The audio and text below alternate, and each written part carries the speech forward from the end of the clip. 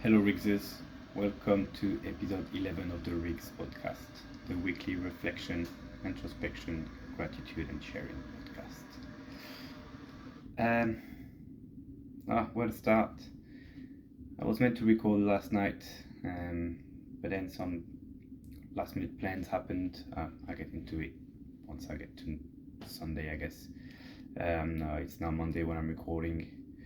I've been pushing this back. Wasn't really motivated to record today, but again, I'm grateful for being disciplined because I know I'll feel better after the next half hour of putting my thoughts down. And it's more about respecting not who I am, but honoring what I promised myself. I said I would do that every week, and so far I have, and it would have been very easy to skip tonight, but I think I would have regretted it tomorrow or later during the week, and it would have made it even harder to try and record later on, sort of like falling off the wagon. So I'm grateful I found discipline, and I'm making the time right now to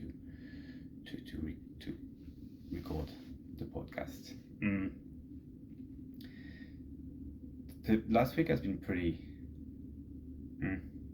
leveled. Hasn't been lots of highs or lots of lows. Obviously, if you listen to the previous episode, Mom was here for half of the week. She left on Wednesday, so Monday and Tuesday and Monday, Tuesday, Wednesday. No, she left on Thursday. I can't remember. Monday, Tuesday, Wednesday was really about spending time with her and her partner, and just quality time. We were eating out. We were went to the beach, did some shopping, helped them pick up their camping car that they're renting for a couple of weeks, all that jazz. So nothing really extraordinary or insanely good, but just some good quality time, talking, spending normal moments with her, which is underrated. I know in these days and age, like, everybody's about the highlight reel and how to wow everyone, but you can't beat a simple day of quality time with a family member, and whoever it may be. Not everyone is lucky to have a good relationship with their mom, so I'm grateful for that.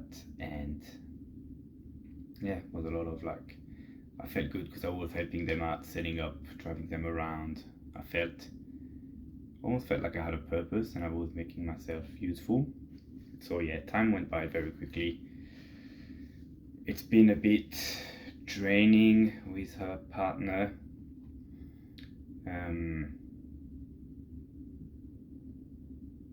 I've realized that I've had a very biased attitude with him. I think I've always said he's a very nice guy, but he just drains me so much. I just don't align with how his everyday behavior. To some people he's just being nice, but to me it's just too much. It's overbearing. It's very overbearing. But now it got to the point where I've got this negative bias of, I know whenever we're gonna hang out, I go, all right, what's gonna happen now? And he could be the perfect person for 23 hours and 59 minutes of a day that we spend together. The 1 minute it's not gonna be perfect, I'm gonna pick up on it. And that's what I mean by biased. I think, and and I'm not judging myself for it, but I think I've got a tendency to pick up on the things to focus on the thing that annoys me in him, his behavior, or whatever you want to call it. So I'm going to try to make an effort to be more neutral. I'm going to try to think, okay, if this was one of my friends doing this, would I be more upset, less upset, the same amount of upset, annoyed, tired. Just to try and be less drained and stressed and kind of let go of things a little bit more, not taking things so personally. It's okay to feel this way. I think, as I just said, there's a lot of things that I don't align with. That doesn't mean I'm right and he's wrong, and that doesn't mean his way is right and mine's wrong. We're just different, and that's fine. I'm not the one living with him. But I think me making the effort to try and be more neutral and less focused on the negative things will be helpful for me. And I'm not even trying to fix a relationship or whatever. I just want to be more at peace and less frustrated and annoyed, less irritable. I think I'm very irritable when he's around. And it's okay, but I'd like to at least diminish the effect he has on me, and focus more on myself, etc. So I'm going to try that whenever they come back next week. It's only 3 days, but mostly in March, when they'll be there for a full week, living with me for a full week. I think that will be a bit of a test, but we'll see how that goes. So yeah, they left on Wednesday. I fully intended on going back to my work routine and driving in the morning, going to the gym, and then coaching or whatever, if it's coaching in the morning and then driving. But I've found it very, very hard to get back straight into the deep end, because I felt very secure financially. I didn't need to work as much, so I've tried to listen to my needs and being like, no, it's okay, I'll just do coaching and just the restaurant. I haven't drive the ride share since New Year's, since New Year's Eve. So I got comfortable working only 6 hours a day. It's pretty nice, but I need to get back into it, and I'm gonna try it tomorrow. But I'm not dreading it, but I really don't want to think about it. But I know I have to fulfill to me. And the past version of myself would have been like, what am I doing with my life? Why am I doing this thing that I don't want to do? Then I'm like, okay, I think I've had it so good for the last couple of weeks since New Year's. I've taken so much rest and slowed down so much. Then I'm like, oh, I could live like that. Shit, Sherlock, we could all live like that. But yeah, it is what it is. Hopefully tomorrow I don't snooze my alarm and go back to sleep, and I do wake up early to be able to do these drives and bring the cash flow in back up a little more. So that's how it's been for the week. I'm probably up to like Thursday now already, and my back is feeling better, so that's helping. I'm a bit more hopeful for the future. I'm hoping I can come back and train sooner than later, but we'll see. Friday, Saturday was a big day of work. Coaching in the morning, and then the whole day at the restaurant from like 1 p.m. until 10 p.m. So like basically working from 6 a.m. until 10 p.m. with a couple of hour breaks in the middle. It's a long day. It's a 14-hour day. But yeah, I'm thankful that I've got the opportunity to do it and the flexibility to do it. It was hard. I was pretty tired on Saturday night, but I'm pretty happy when the money is coming in right now in my account, so that's what happens. Sunday was a bit of work as well, and I finished early, and I don't know if it's because of the Saturday and me not socializing with anyone, or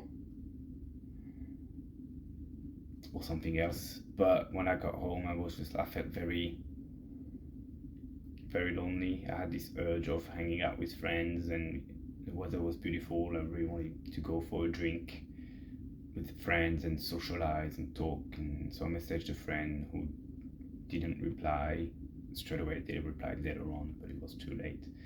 And another friend who did reply, and we met up at a bar nearby.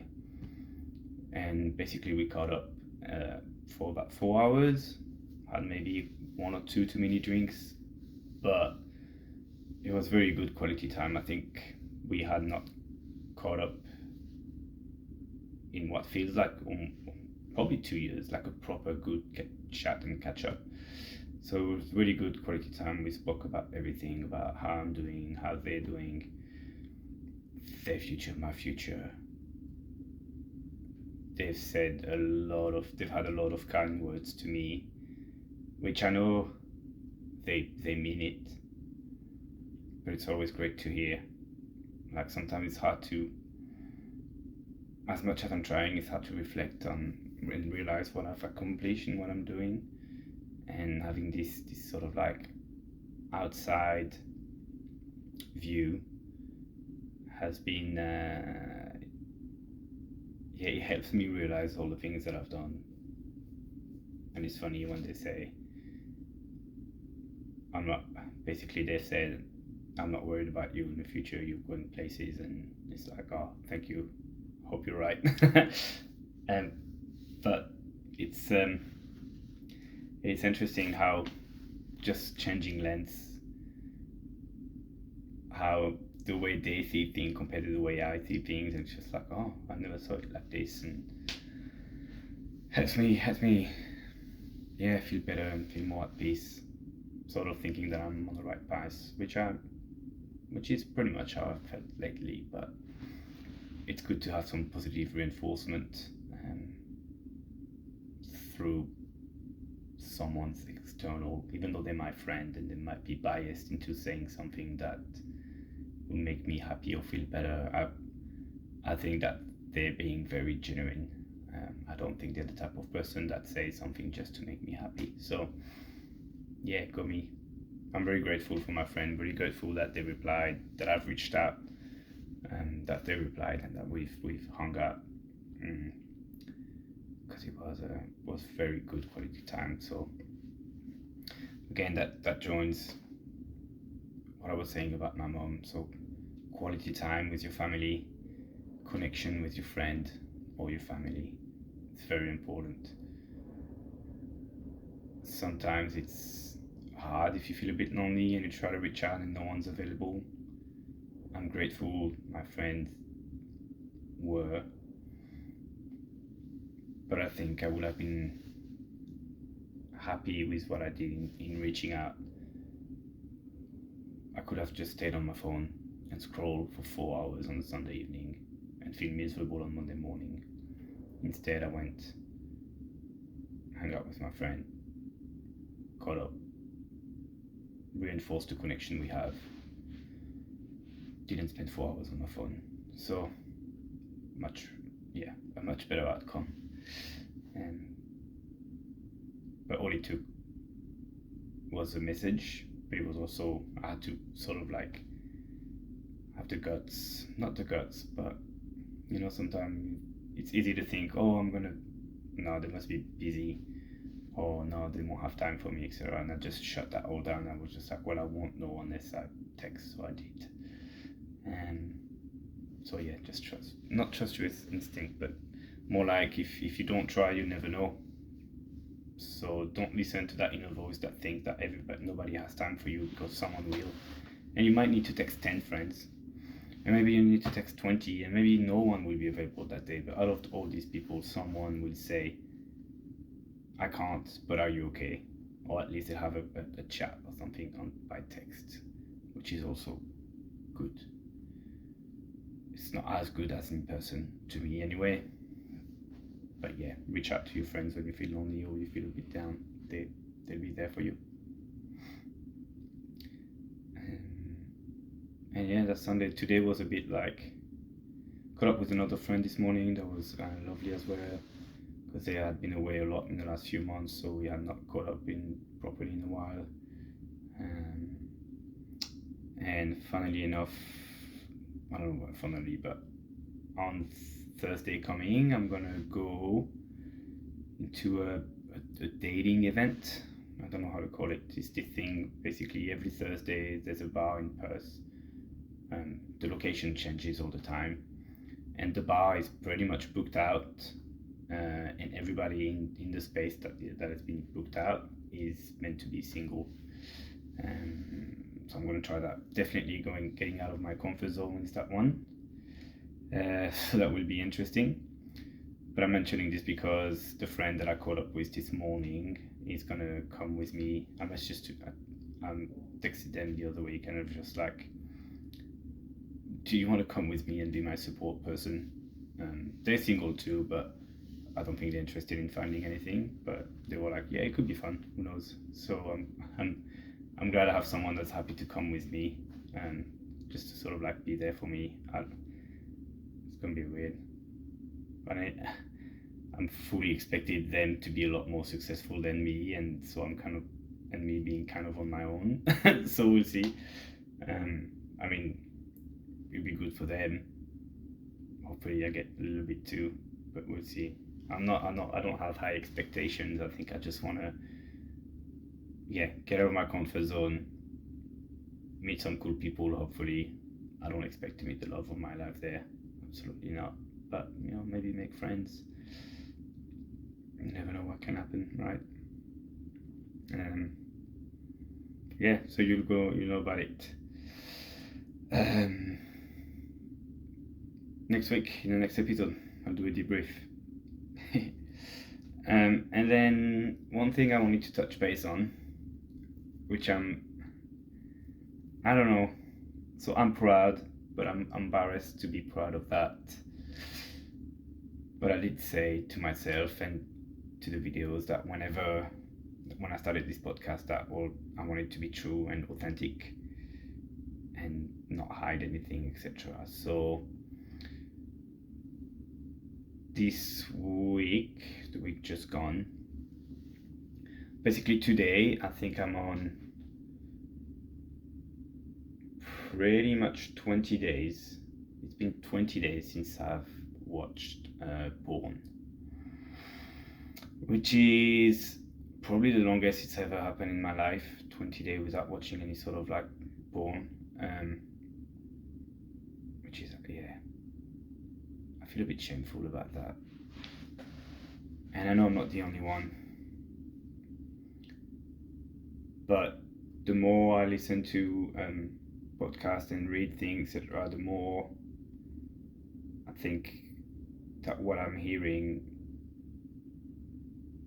it's not the more but what I'm hearing is that porn is really, really bad for your mental health. And I never really understood why, but now I think I kind of do, and that's why I've completely stopped for at least almost 3 weeks now. I think so. There's the scientific thing, the chemicals, what it does to your brain. It's it's a massive amount of dopamine in a very short amount of time, and it gets addictive. And because then we want more dopamine, and then we feel lazy because we didn't deserve that dopamine. You're meant to work hard to get dopamine. That's how you get dopamine. So you feel content, and it makes you motivated to do hard things again. Porn is not a hard thing to do. Watch it anyway, sorry. Which is why it's really bad for your mental health. But I also think, on top of that, it's made me very insecure. I've got this idea now of what a partner should look like physically and what they should do in bed, and it's shaped me and my standards and what I look for into a woman, which is not ideal. It's not good. I'm not saying that what happens in porn is bad, because I think each to their own. But I think it's made me have high expectation of what a woman should look like and what they should do in the bedroom, and I don't think that's good. I think it can be fun maybe to watch with someone, and I think this is where I will go, like if/when I do find someone, and if they want to watch some, I think I'll be okay, but I don't think I want to watch it alone anymore. And I don't know, I'm yet to sort of see the effects, the results of me not watching it. It's only been 20 days. I know, like, I think for addictions, I don't think I was addicted, because clearly I've been able to completely cut it out of the blue, and I'm not having withdrawals or anything like that. But normally for addiction, you have to wait like 3 weeks to a month to see signs of improvement in the behavior or how that make you feel.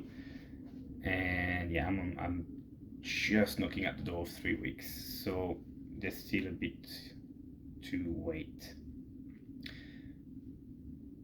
I'm hoping I'm not gonna relapse, and I'm really gonna try to last a full month without watching. We'll see. So far so good, but the temptation is definitely there, and I think I've got a big motivation, because I want to find out how much of an impact it could have. Well, it sort of has on me. I want to see how if I feel a lot better or not watching it for a long period of time.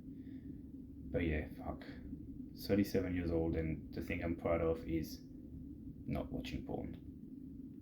It's a bit cringe. But look, this is what I did. I had no idea of the impact it had. I just trying to better myself. So I'm not being too hard on myself. I think, like, I didn't know any better, and this, unfortunately for me, this was the closest thing to intimacy that I could find. So we all need intimacy, and yeah, we'll see how long that lasts, and if my needs or like what I expect from someone changes over the future. Below an experience, I'll let you know. What else have we found? What else happened last week? I think that's about it, really. I think one thing I've noticed as well is, in the last maybe 10 days or so, there's been a few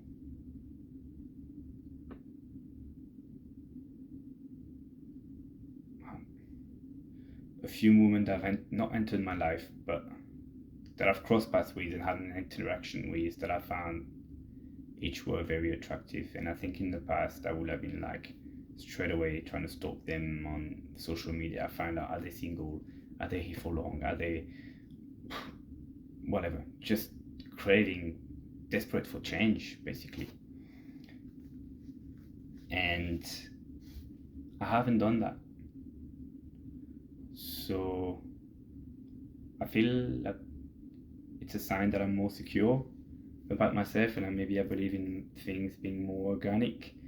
I've read or heard this thing as well that say, when you're obsessed over someone and you picture how funny they are and how much they're gonna better your life, etc., you're not actually craving that person or falling in love with that person. You're just craving the change.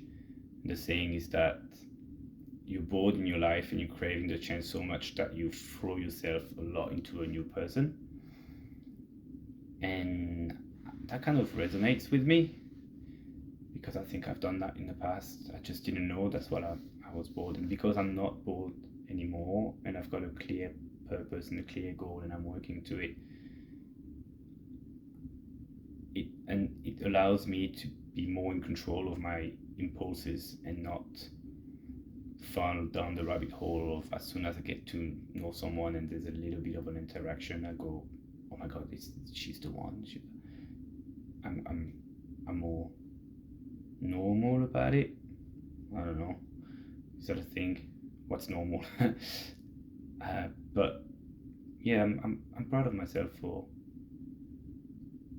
prioritizing my well-being rather than throwing myself at dead ends or a piece of string. Like, really, yeah, like, I'm doing better, which is good. I just thought of something else as well, but that's gone now.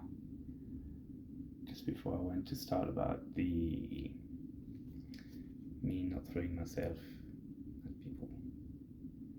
Oh well, it'll come back. Yeah, look, that's it. That's my week. Again, some gratitude for the progress that I've made, for my friends, for my family, for the courage that I have, for me getting out of my comfort zone, for me being totally 100% honest on this podcast, talking about things that I'm not even say I was ashamed to talk about, but I am ashamed to talk about. Maybe in the future I won't be as ashamed because I did the best I could with what I had and what I knew. So we'll see. Let's keep the streak going, and I'll debrief next week about how Thursday went. I don't know. I don't want to expect anything. I want to stay open-minded. It's part of me that really think I'm going to be like going back into my shell and be too shy, etc. But my friend is very outgoing, so I hope they will be able to push me out of my comfort zone a little bit more. Yeah, we'll find out. We'll see. Thanks for watching, everyone. I appreciate it. This is very helpful. 28 minutes ago, I said that I didn't want to do this, and now here I am, big smile on my face. So clearly, it's working. Thanks for watching. Thanks for tuning in. I'm doing this for me, but I hope it can help you. See you next week.